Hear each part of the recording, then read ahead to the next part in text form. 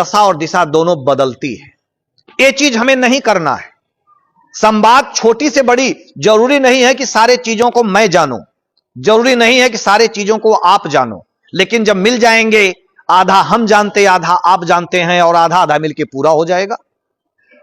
किसी प्रकार की कोई मन में बात आ रही है, हम उसको शेयर करेंगे। यही परिवार का सुख दुख है। जो संयुक्त परिवार की अपने यहां कॉन्सेप्ट है कि 10 लोग एक छत के नीचे रहते हैं, उसका यही मतलब है सुख और दुख मिलके हम बांट लेंगे। बड़ी से बड़ी तकलीफ होगी, एक आदमी दुआ मांग रहा और सैकड़ों हाथ एक साथ दुआ के लिए उठे हैं, परवरदिगार अपने से फरिश्ता के रूप में आके बचा लेगा।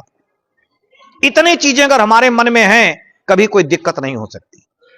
इसलिए संवाद हम लोगों का जारी रहे।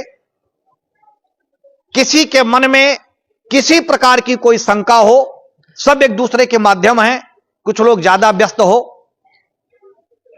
थोड़ा बहुत जो समय निकाल पाते हैं वो लोग कभी करते रहें। सब नंबर सबके पास हैं। पुलिस लगभग पेट्रोलिंग भी लगातार करती रहती है। मैंने स्वयं मना किया है कि अनावश्यक रूप से धार्मिक स्थानों के पास दिन भर जाके मार्च करना, दिन भर दिखाना, क्योंकि वो सब धार्मिक केंद्र हैं। वहां 4 लोग बैठे अपना अल्लाह को याद कर रहे हैं, वहां जाके दिन भर सीटी बजाओ, ये करो, तो ये लोग हमको नहीं लगता कि अन्य जगहों पे जाके कुछ करते होंगे। कि बाजार देखो, अपना काम करो। इन जगहों पर आपको निसोच रहे बड़े जिम्मेदार लोग हैं, यहां कोई गैर जिम्मेदारा चीज आपको देखने को नहीं मिलेगी। एक विश्वास होता है, हमें पता है यह शहर आपका है। आप इतने गंभीर लोग हो, इतने जिम्मेदार लोग हो, खुद अमन चैन चाहते हो, कभी नहीं चाहोगे किसी प्रकार की कोई दिक्कत हो। और अगर वो धर्म स्थल किसी का भी हो, उस पर कोई अंगुली उठती है तो दुख होता है। वो चीज कोई नहीं चाहेगा। तो इसलिए आपके साथ यहां किसी प्रकार का कोई भेदभाव की बात ही नहीं हो सकती। लेकिन अन्य लोगों को भी जो तरजीह मैं आपसे पा रहा हूं, जो चीजों को देख रहा, मैं चाहता हूं ये अन्य लोगों में भी फैले। बातचीत के दौरान आप लोग बाहर भी जाते होंगे, उन लोगों को भी बताएं अफजलगढ़ का आदर्श क्या है। क्या ऐसी वजह आई, कितनी बड़ी बड़ी चीजें चलती रहती हैं देश में विदेश में, लेकिन अफजलगढ़ अपने चीजों में मस्त रहता है, कहीं कोई दिक्कत नहीं। हमारी रूह और फना का जो कॉन्सेप्ट है, हम एक रहते हैं। हमके केवल वह दिखता है कि हमारा आदेश देने वाला केवल एक है।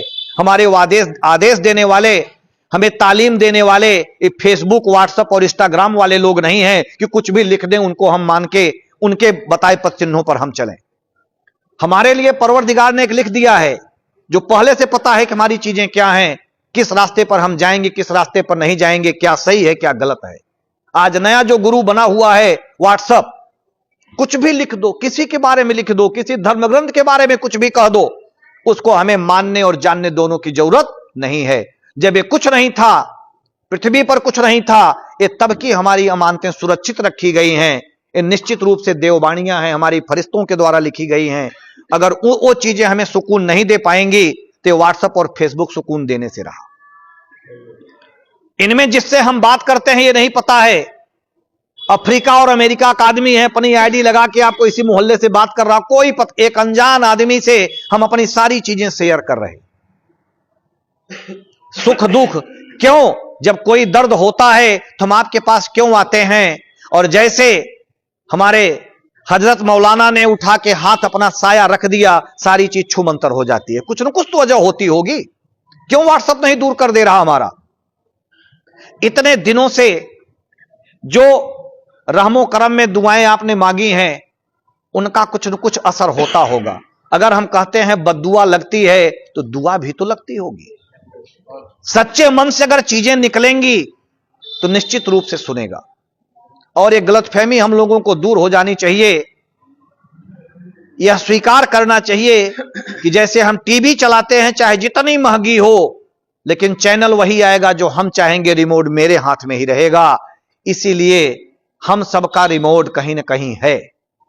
जितना चाबी वो भरेगा उतना ही हम खिलौना चलेंगे, उससे ऊपर हमारी कोई चीज नहीं।